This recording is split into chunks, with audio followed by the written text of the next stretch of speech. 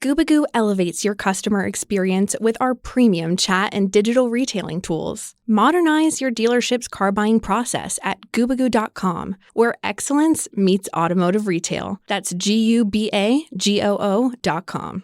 Want to dive deeper into the topics you hear about on Daily Drive?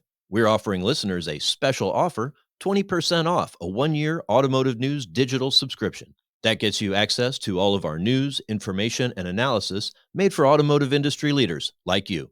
Go to autonews.com/dailydrive promo to redeem. Welcome to Daily Drive for Thursday, January 25th, 2024. I'm Jamie Butters, Executive Editor of Automotive News in Detroit. And I'm Kellen Walker in Las Vegas. Today on the show, Tesla's net profits slip almost 40%. Audi workers go on strike in Mexico, and the UAW gives its endorsement to President Biden's reelection campaign. Donald Trump is a scab. Plus, GM and Honda's hydrogen joint venture reaches production. It's something that kind of builds on a collaboration that both General Motors and Honda started really about a decade ago. Let's run through all the news you need to know to keep up in the auto industry. Tesla's next growth wave won't come until at least late 2025, when the automaker plans to launch a low-cost vehicle on a next-generation platform. That's according to CEO Elon Musk, who says production of the affordable EV will start at the company's factory in Texas and later move to a future plant in Mexico. Musk said on the company's fourth quarter earnings call Wednesday that Tesla is currently between two major phases of growth. We're very far along on a next generation low-cost vehicle. We're very excited about this, and this is really going to be profound, not just in its design of the vehicle itself, but in the design of the manufacturing system. This is a revolutionary manufacturing system, far more advanced than any other automotive manufacturing system in the world. Musk hedged his bets on the timing of the launch, saying his late 2025 timeline was optimistic. This after a Reuters report this week about suppliers being told that production will begin in mid-2025. In its fourth quarter earnings report, Tesla warned of lower sales growth this year after slashing prices over the course of 2023, cutting the automaker's profitability. Tesla said net income slipped 39% to $2.5 billion, while total revenue inched 3% higher to $25 billion. Gross margin shrank from a year earlier with the price cuts. Operating income fell 47% to $2.1 billion. After withholding its presidential endorsement for months, the UAW has made its choice. We need to know who's going to sit in the most powerful seat in the world and help us win as a united working class. So if our endorsements must be earned, Joe Biden has earned it. UAW President Shawn Fain made the announcement at the union's Community Action Program conference in Washington, D.C., shortly before introducing President Biden to speak to members in attendance. The days of working people being dealt out of the deal are over in this country as long as I'm president. Working people are going to get their fair share. You've earned it. You fought for it, and you deserve it. The UAW's endorsement is a boost for the Democratic incumbent, who styles himself as the most pro-union president in history as he tries to maintain support of working-class voters. While the UAW has traditionally endorsed Democrats, Fain had created some mystery to the union's decision.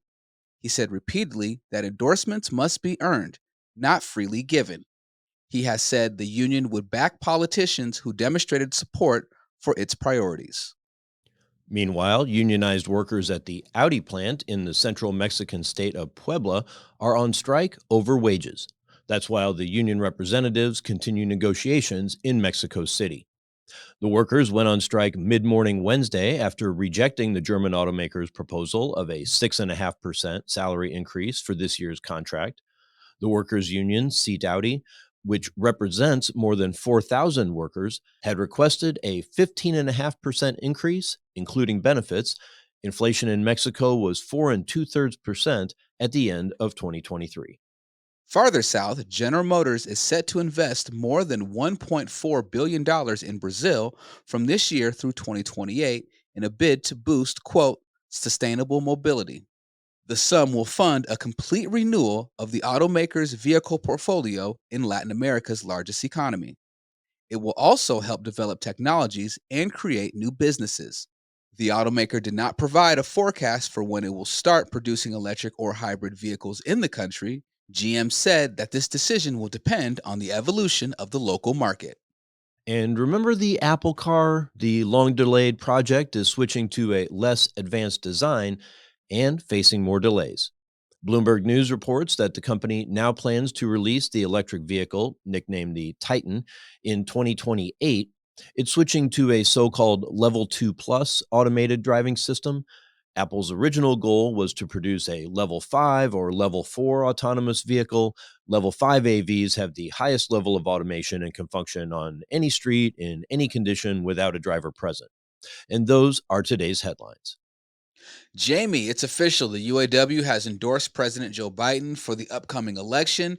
What does this support do for the president, and how does this affect Republican candidate Donald Trump? The UAW is not as big as it once was, but it's still important. It's important for Biden and his narrative of his presidency, being out there as a president for the working man and for unions, very pro-union campaign. It's also important to Trump. You know, you look back at 2016 when he had his surprising electoral college win over Hillary Clinton. You know, he won Michigan, he won Ohio, Pennsylvania, also, Wisconsin and Indiana. So a lot of these, you can call them Rust Belt states, or it used to be the blue wall. A lot of these, union states where Democrats traditionally have won, and Trump got those states. So, he really appealed to a lot of, high school educated, middle-aged working men and women, and really resonated with them. Perhaps this endorsement from the UAW gives Biden a boost and can be a swing in those key states. Interesting. Coming up, we'll dig into news that GM and Honda's joint venture fuel cell business is ready to start production. That's next on Daily Drive. Daily Drive is kicking off the new year by reviving an old name in a new format. We're bringing back a weekend drive edition of Daily Drive. Jamie and I will go deeper into the biggest automotive stories of the week. Every weekend, you'll hear fresh insights, analysis, and what has me running hot, if not overheated. To think that's going to get done in a year, a little over a year, is foolishly optimistic. That's a little dark, but let's shift to something a little more positive. You'll also hear from our experts in the newsroom here at Automotive News about the latest industry trends and topics. EV sales are not declining. That's the narrative we're kind of seeing outside of the industry. They aren't declining, but the pace of growth definitely has slowed. Come back this weekend for our Weekend Drive edition of Daily Drive. And of course, tune in every weekday for all the news you need to know to keep up in the auto industry. We know 95% of customers complete at least a portion of their vehicle buying journey online, so they expect the deal they create on your website to match exactly what they see in your showroom. If it doesn't, you can lose that customer's trust, risking not only that deal, but also any future opportunities. That's where Gubagoo's virtual retailing steps in. We transform the conventional car buying process into a modern, transparent, and seamless experience. With Gubagoo, you'll be able to access information the customer entered online, such as their favorite vehicles, in-progress deals, and any pending orders when they enter your dealership.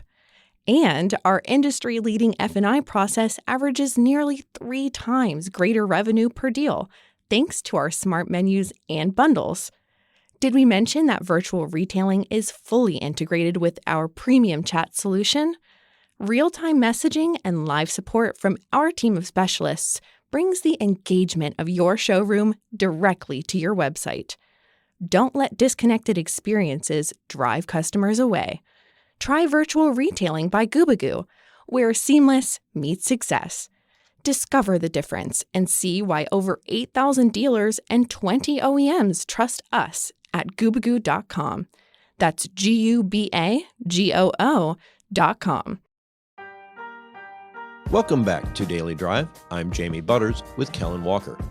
General Motors and Honda have taken a substantial step toward getting hydrogen power into wider commercial use.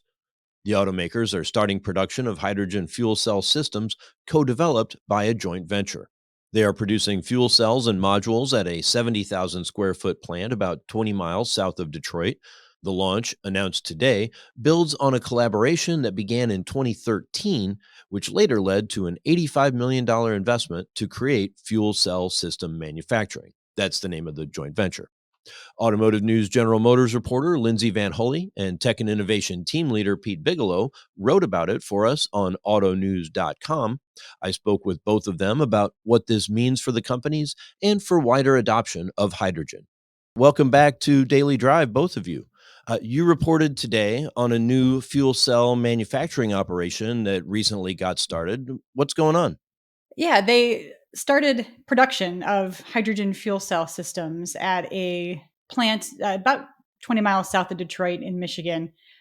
Basically, that is a joint venture. It's something that kind of builds on a collaboration that both General Motors and Honda started really about a decade ago, and later turned into an investment, $85 million to create what they're calling fuel cell system manufacturing. It's a joint venture plant that together they can produce hydrogen fuel cells that will then go into their individual business cases and applications. So they've started production, but this is not like running an engine plant with 1,000 employees or anything. No, it's still very small. I think they've talked about the expectation that it'll create 80 jobs. There's still going to be, I think, a ramp up period, of course, but right now it's still a very small, just beginning operation. So where are these fuel cells going to go? What kinds of vehicles or other uses are planned for the output of this joint venture? The products that come out of the plant are going to go to GM and to Honda, and both automakers have different business cases and different plans for how they would want to use them. GM has talked about really seeing hydrogen as sort of a replacement or an application that could be ideal for heavy duty uses that require long distances, quick refueling, things that are kind of traditionally powered by diesel. And so what they've done is they've had a number of partnerships recently announced with different companies that are working on things like cement mixers and mining vehicles, really hoping to begin production and testing of some of these vehicles, mid-decade yet. Honda has talked about a little bit of both. They have some hydrogen trucking testing that they're planning to start, but they're also going to put a fuel cell in its CRV. They're going to start building that in Ohio starting this year. That's funny. It reminds me of didn't Hyundai do one? I think with the Santa Fe, they had a fuel cell version of that. It's one of their most popular vehicles and kind of the same size. It's a really good platform for being able to use that sort of a system. Yeah, there's certainly different approaches from automakers and how that works. There are some, like Hyundai, like Honda, that have talked about, the possibility for passenger vehicles. GM has talked more about, just that heavy vehicle segment, that idea that a fuel cell could replace a diesel. It's quick to refuel, and it doesn't compromise payload or any of the kinds of customer needs that they're going to have. Pete, this start of production follows a slew of hydrogen related announcements this month at CES. Is there a growing sense that this technology that's like always been a decade or more away is actually closer than that to making a difference in the auto industry? Yeah, it's kind of fascinating, Jamie. I think even as late as 18 months ago, it still seemed like it was that exact scenario you laid out, that this is always the thing that's around the corner and we never quite get to it. But I'm thinking at CES the 2 weeks ago, the big surprise was hydrogen was like a standout. At the Consumer Electronics Show, Hyundai kind of laid out this long-term blueprint for hydrogen production, storage, use in vehicles, trucks, cars, everything. So, and that was followed by the likes of Bosch, Forvia, Nikola. Everybody at CES was talking about hydrogen, and that does kind of fit with a larger ramp up we've seen in the last 18 months. Yeah, and Packard too, they were showing their hydrogen-powered fuel cell truck, which is gonna get its fuel cells from Toyota, so it's definitely ties into the, existing global automotive competition. Yeah, PACCAR, of course, and I'm sorry I forgot them, but that perfectly ties in with the idea that we're going to see hydrogen fuel cells and or hydrogen combustion engines in long haul trucking applications, in particular, a lot of those heavy duty construction applications as well.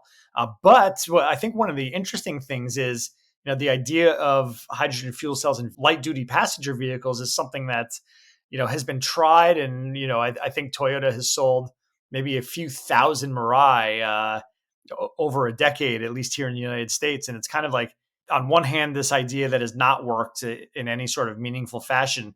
But on the other, you see Toyota, Hyundai, Honda now, BMW, and maybe I'm forgetting somebody else talking about hydrogen in passenger vehicles still. So that idea is not dead, and B, gaining momentum, particularly as you see volume of fuel cells in other areas first, maybe leading as a bridge to passenger vehicles.